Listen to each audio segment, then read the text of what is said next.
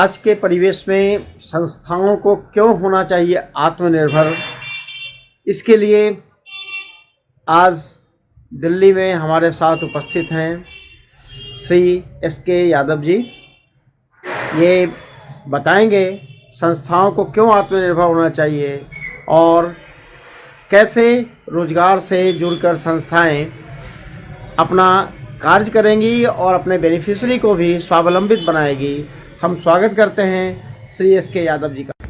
जी स्वागत है श्री एस.के. यादव जी आपका हमारे चैनल पे।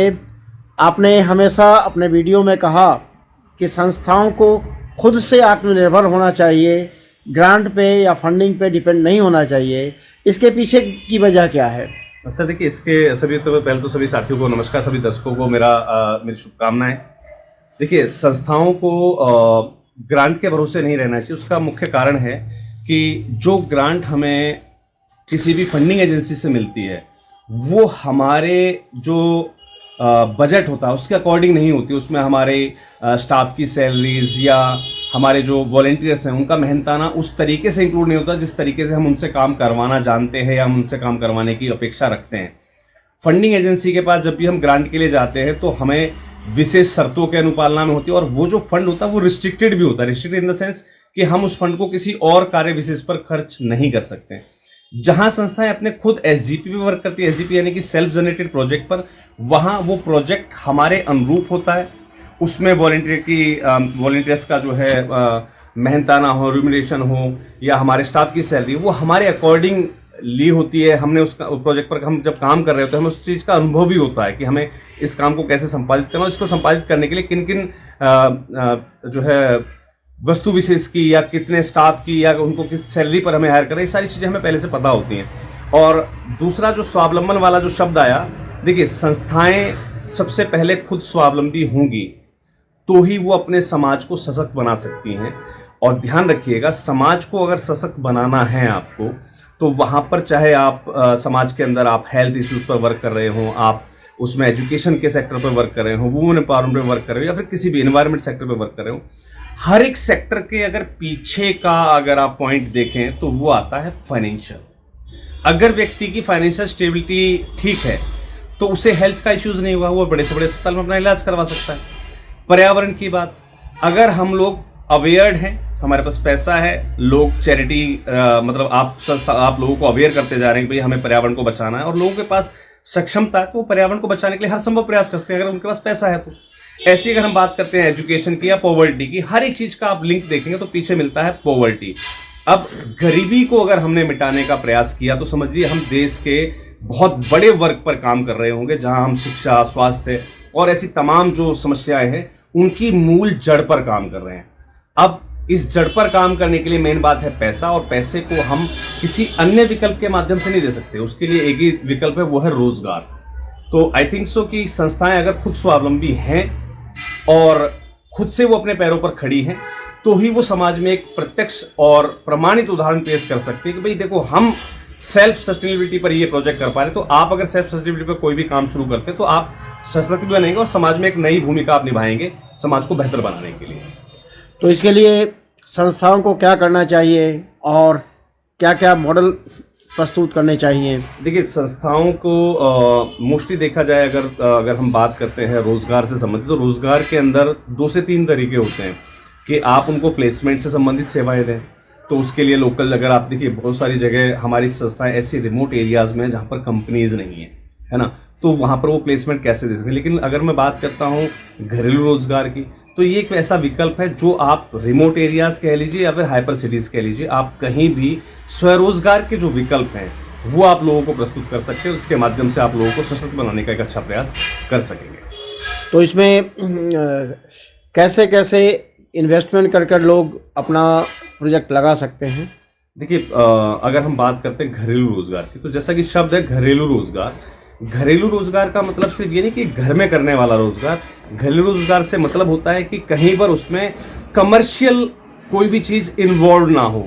कमर्शियल इन्वॉल्वमेंट यानी कि अगर हमारा कोई ऐसी छोटी सी मशीन है जो हैवी लाइट की कंजप्शन ले रही है तो वो घरेलू रोजगार में शामिल नहीं हो सकती। तो यहाँ पर उन्हीं रोजगारों का चयन किया जाता है जो कमर्शियल ना हो किसी भी तरीके से कमर्शियल लाइट की उसमें आवश्यकता ना हो, उसके लिए किसी भी कमर्शियल स्टेब्लिशमेंट की आवश्यकता हो, यानी कि आप अपने घर पर, चाहे वो आपका खुद का निजी घर है, आपका किराए का कमरा है, आप वहां पर उस काम को स्टेब्लिश कर सकें। और सबसे बड़ी बात जाती है लागत। अगर उसकी लागत ही 25 लाख से 25,000 से ऊपर की है तो वो घरेलू रोजगार में नहीं आता, फिर वो गृह उद्योग की श्रेणी में आ जाता है। ध्यान दीजिएगा, घरेलू रोजगार और गृह उद्योग दो अलग कैटेगरी हैं। जब आप छोटे से स्केल से किसी काम को शुरू करते हैं वो आपका घरेलू रोजगार होता है, उसको आपने एक एक्सटेंड लेवल तक काम को बढ़ा लिया लेकिन कमर्शलाइज अभी भी नहीं किया उसको, वो आपका गृह उद्योग तक सीमित है। और जैसे ही उसमें कमर्शियल एस्टेब्लिशमेंट्स आ जाती हैं फिर वो एक फैक्ट्री या एक यूनिट के रूप में या एक जो है कमर्शियल एस्टेब्लिशमेंट के रूप में पहचाना जाता है। तो यहाँ पर हम बात करते हैं घरेलू उद्योगों की, तो बहुत सारे ऐसे उद्योग हैं जो कम से कम लागत में एक बेहतरीन रिजल्ट के साथ जो है लोगों को ऑफर किए जा सकते हैं। संस्थाएं इस पर बहुत अच्छी तरीके से काम भी कर सकते हैं। इसके कुछ एग्जाम्पल आप बता सकते हैं? अगर मैं एग्जाम्पल कहूँ तो सर, आप एक बार कैमरा से आप अगर इसको दिखाएंगे, यहाँ पर मैंने जितनी भी यूनिट्स दी हुई हैं, ये मोस्टली जो यूनिट्स हैं ये सभी की सभी गृह उद्योग से संबंधित है। मैं अगर 1 बाय 1 आपको गिनाना चाहूँ तो हम पहले चलते हैं सर स्टार्टिंग में आप देखेंगे ये जो गत्ता आपको दिख रहा है, ये जो प्रोडक्शन यूनिट है वो आती है हमारे इस टाइप के जो हम खड़े मसाले के जो पत्ते बनाते हैं, इस उद्योग से हम स्टार्ट करते हैं। ये उद्योग 1,000 रुपये से शुरू होने वाला है, यानी कि सबसे कम लागत से शुरू होने वाला एक उद्योग है। यहाँ से हम वर्क स्टार्ट करते हैं। फिर उसके बाद हम बात करते हैं इसकी, तो ये है हमारी चप्पल मैन्युफैक्चरिंग की यूनिट, इससे हम जो है चप्पलें बना सकते हैं। और बात मैंने जैसा कि आपसे कहा कि प्रॉफिट की, तो ये देखे जाए छोटे छोटे उद्योग है लेकिन इसमें प्रॉफिट देखा है तो बहुत बड़ा भी है। आपको सिर्फ इसमें थोड़ा सा जो आज का ट्रेंड है उसके हिसाब से चलना होता है। अगर मैं इसको एक्यूप्रेशर के हिसाब से, जैसे इसकी जो सोल होती है, इस सोल में काफ़ी वैरायटीज़ होती हैं, तो इसमें अगर जो डॉटेड वैरायटी है अगर मैं उसको बनाना स्टार्ट करूँ तो वो एक्यूप्रेशर पद्धति में काम आती है, जिन चप्पलों में डॉट्स होती हैं। तो इस टाइप की बहुत सारी चीज़ें हैं जिनके आप प्रोडक्शन बहुत अच्छी कर सकते हैं, इससे अच्छा मुनाफा भी आप ले सकते हैं। उसके बाद हम आते हैं यहाँ पर, तो हमारे पास अवेलेबल है ये जो है पानी के बोतल फिल करने की, यानी कि लिक्विड फिलिंग और कैपिंग मशीन। इससे आप पानी की बोतल, जूस की बोतल, इस टाइप के बहुत सारे आइटम पैक कर सकते हैं। देन आफ्टर आपकी आ जाती है ये यूनिट जो डिस्पोजल्स, यहाँ पर आपको जितने भी डिस्पोजल्स डिस्प्ले हो रहे हैं वो सारे डिस्पोजल्स आप जो है यहाँ से इस मशीन के माध्यम से आप क्रिएट कर सकते हैं। उसके बाद हम आते हैं, हमारे पास ये 7 से 8 उद्योग होते हैं जिसमें कुछ इस प्रकार की बोटल्स का यूज़ होता है। अब ये बोटल्स किस चीज़ की हैं और इनसे हम क्या प्रोडक्ट बनाते हैं मैं थोड़ा सा विस्तार से बताता हूँ। जैसे यहाँ पर हम बात करते हैं Harpic, toilet cleaner, dish wash, आपका जो है हैंड वॉश, आपका लिक्विड सर्फ, देन आफ्टर आपका जो है सोप बेस, यानी कि हमारा जो शैम्पू होता है। और इस प्रकार के जो घरेलू साफ़ सफाई से संबंधित जो भी काम होते हैं, जो जिन चीज़ों की हमें आवश्यकता होती है, वो सारी चीज़ें आप इनसे बना सकते हैं कंसंट्रेट्स के माध्यम से, और इस टाइप की बोतल्स में पैक करके आप जो है इनको सेल आउट कर सकते हैं। फिर बात करते हैं हम यहाँ पर कुछ और यूनिट्स की, जैसे कि आप ये देख रहे होंगे मेरे पास साचा, ये जो मशीन रखी हुई है ये है धूप के कोन बनाने की यूनिट। तो इससे आप जो है धूप बत्ती बना सकते हैं। इसी प्रकार से एक और यूनिट है जो यहाँ पर अवेलेबल नहीं है, उससे आप अगरबत्ती बना सकेंगे। फिर बात करते हैं इसकी, इससे बनते हैं हमारे मॉप, घर में जो हम पोंछे लगाते हैं, मॉप हुआ, वाइपर कटिंग के लिए, शीट कटिंग के लिए ये मशीन यूज होती है। उसके बाद हम बात करते हैं जो है झाड़ू की, तो इस यूनिट का यूज़ होता है। तो इससे आपकी जो है फूल झाड़ू वगैरह ये जो है बनाई जाती है। यहाँ पर आप जो ये आप एक सेट देख रहे हैं, ये है आपकी पेन बनाने की यूनिट, जिनसे आप किसी भी प्रकार के जो है पेन बनाते हैं। तो अलग अलग जो यूनिट्स हैं इनके अलग अलग वर्क हैं, जैसे कि एक यूनिट से हम अडेप्टर फिटिंग करते हैं, इससे इंक फिलिंग करते हैं, उसके बाद हम यहाँ से टिप या नोजल फिटिंग करते हैं, देन आफ्टर आपकी ब्रांडिंग, और ये जो है एयर बबल्स को निकालने के लिए।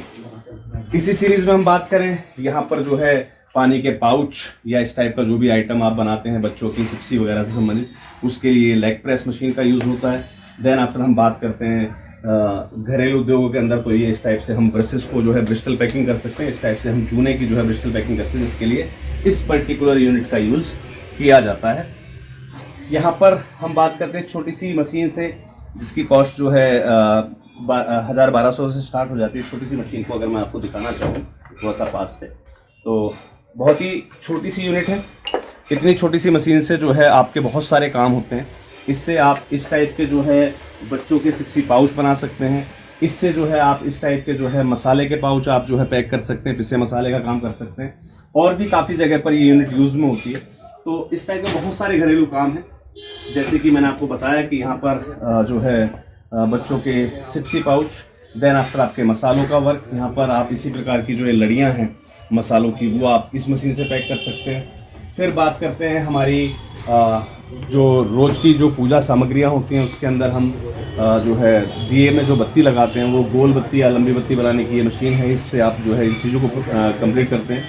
फिर आपके इस टाइप की जो यूनिट्स बनती हैं, ये जो हम हेल्थ ड्रिंक्स बनाते हैं इस टाइप की यूनिट, या फिर हम छोटी पानी की बोतल्स जो है फिल करते हैं जो 500 ml में आती हैं या फिर 250 ml में आती हैं, उनको हम जो है इन पर्टिकुलर यूनिट से बना सकते हैं, जो कि बहुत कम लागत की मशीनें होती हैं। तो सिंगल नोज़ल के अंदर भी अवेलेबल होती है, और इसी में आप चाहें कि आपका वर्क ज़्यादा बढ़ गया तो आप डबल नोज़ल मशीन भी यूज़ कर सकते हैं। फिर यहाँ पर हम बात करते हैं एक प्रिंटिंग मशीन का सेटअप, जिससे आप टी शर्ट प्रिंटिंग, मग प्रिंटिंग या अन्य वर्क, जैसे कि बच्चों के जो स्कूलों में ज़रूरत पड़ती है हमें आई कार्ड्स की, तो ये आई कार्ड, इसके लैनियार्ड, ये सब प्रिंटिंग का वर्क जो है आप इस मशीन से कंप्लीट कर सकते हैं।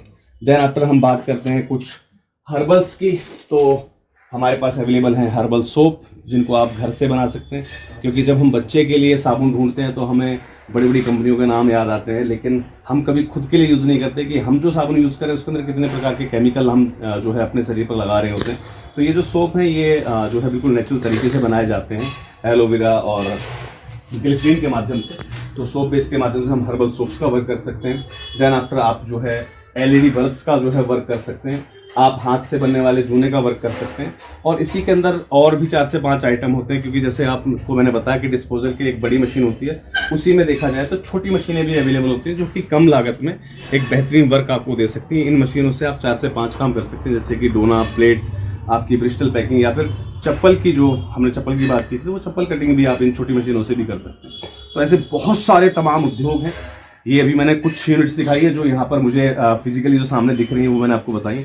इसके अलावा कम से कम 30 से 40 काम ऐसे हैं जो आप घर बैठे आसानी से कर सकते हैं। इसके माध्यम से आपको खुद को भी रोज़गार मिलेगा, और संस्था के माध्यम से 4 लोगों को रोज़गार के अलावा जो है संस्था को अपनी ब्रांडिंग करने का मौका भी मिलता है। लाइक हम कोई भी प्रोडक्ट अगर मार्केट में लेकर जा रहे हैं, जैसे कि सोप की बात करते हैं, तो आप अपनी संस्था के नाम से हर्बल सोप्स का काम कर सकते हैं। आप ब्रांडिंग की बात करें, टी शर्ट प्रिंटिंग की बात कर रहे हैं, या फिर हम जो भी किसी प्रकार के यूनिट डिस्प्ले की बात कर रहे हैं, मान लीजिए हम मग प्रिंटिंग कर रहे हैं या बोतल प्रिंटिंग कर रहे हैं, तो उस पर एक संस्था का लोगो या कोई भी चीज़ की एडवर्टाइजमेंट, या हम पानी की बोतल बना रहे हैं उसको हम सोशल में हम जो है उनको डिस्ट्रीब्यूट करवा सकते हैं। एक सोशल कॉज भी होगी और संस्था की ब्रांडिंग होगी।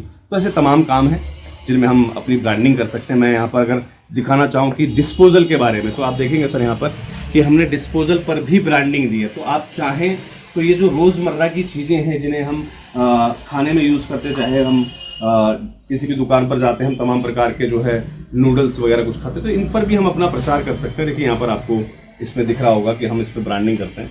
तो इस टाइप की ब्रांडिंग्स करके आप संस्था का नाम भी आगे बढ़ा सकते हैं, संस्था का काम भी आगे बढ़ा सकते हैं, और 4 लोगों को आप रोजगार भी दे सकते हैं। तो इसके लिए इनिशियल फंडिंग सपोर्ट कैसे मिलेगा उन लोगों को? संस्थाओं को जब संस्थाएं अपने पास ये यूनिट्स को स्टैब्लिश करती हैं तो उन्हें कोशिश करनी है कि अपने डोनर्स को वो जो है इन्वेस्टर के रूप में कन्वर्ट करें, और वही इन्वेस्टर, अगर मान लीजिए आपके यहाँ पर कोई हितग्राही यानी कि कोई बेनिफिशियरी है जो मशीन लगाना चाहता है, तो आप अपने डोनर्स को उनके स्पॉन्सर के रूप में भी आप वहाँ पर जो है उनको आप सेट कर सकते हैं। इससे आपके डोनर को 2 फायदे हैं। डोनर जिसे आपको डोनेशन देना ही था वो आपको डोनेशन दे रहा है, लेकिन उसको आप एज ए स्पॉन्सर अगर आप किसी भी यूनिट पर इन्वेस्ट करवाने के लिए कहते हैं, मान लीजिए एक महिला को इस मशीन की आवश्यकता है, इस मशीन की कॉस्ट 15,000 रुपये, मान लीजिए उस हितग्राही यानी कि बेनिफिशियरी ने 5,000 रुपये लगाए हैं और बाकी के 10,000 उसे कम पड़ रहे हैं, तो मैंने जिस डोनर्स को बेनिफिशियरी के इन्वेस्टर के रूप में यहाँ पर कन्वर्ट किया, तो मैंने 10,000 वहाँ से इन्वेस्ट करवा दिए। अब इस मशीन से अगर वो 500 रुपये डेली कमा रही है तो उसमें एटलीस्ट जो है 1/3 यानी कि 70% का 7% की रॉयल्टी जो है वो उस इन्वेस्टर की बन जाती है जिसने इस काम के अंदर उसको इन्वेस्ट करने में हेल्प की है। यानी कि 5,000 महीना लगाया, 10,000 रुपये हमारे इन्वेस्टर ने लगाया, तो अब इन्वेस्टर को क्या मिल रहा है, उस 500 रुपये का 7% यानी कि 35 रुपये पर डे उस स्पॉन्सर को भी मिल रहा है। और ये जो पैसा था जो स्पॉन्सरशिप के रूप में लगाया गया, यानी कि जो 10,000 को स्पॉन्सर ने इन्वेस्ट किए, वो उस हितग्राही को यानी कि हमारे उस बेनिफिशियरी को 500 रुपये या 1000 रुपये जैसा आपकी संस्था उचित समझे और जैसा हितग्राही देने के लिए कैपेबल हो उसके हिसाब से वो उस डोनर को रिफंड भी कर सकता है। तो डोनर को जो है डबल फायदे हुए, जो डोनेशन उसने दिया उसकी उसे स्लिप भी मिल गई, एज ए इन्वेस्टर वो पैसा भी उसके पास जो है किस्तों में वापस आता जा रहा है जो कि एक तरीके से बिना ब्याज की रहेंगी। और थर्ड, उसे एक पर्टिकुलर वर्क के अंदर रॉयल्टी मिल जाती है, यानी कि उसे अपना काम जो वो कर रहा है, जो दुकान उसकी ऑफिस उसका कोई भी कारखाना उसे वो छोड़ के जाने का सकता है नहीं, उसके नाम से कोई व्यक्ति काम कर रहा है और वहाँ से जो भी उसे बेनिफिट मिल रहा है उसमें से उसको रॉयल्टी मिलती जा रही है। तो ये एक बहुत ही अलग एक जो है तरीका, इस पर मैंने बड़े डिटेल से एक वीडियो भी बनाई हुई है। तो इन्वेस्टर्स के लिए बहुत अच्छा मौका है, डोनर्स के लिए बहुत अच्छा मौका और आपके लिए बहुत अच्छा मौका कि आप अपने डोनर्स को एक नया जो है आयाम दे सके कि भाई आप सिर्फ डोनेशन ही ना करें बल्कि उस डोनेशन से बेनिफिट लेना भी सीखें। बहुत बहुत आभार आपका, आपने समय दिया। उसके लिए बहुत बहुत धन्यवाद आप सभी का।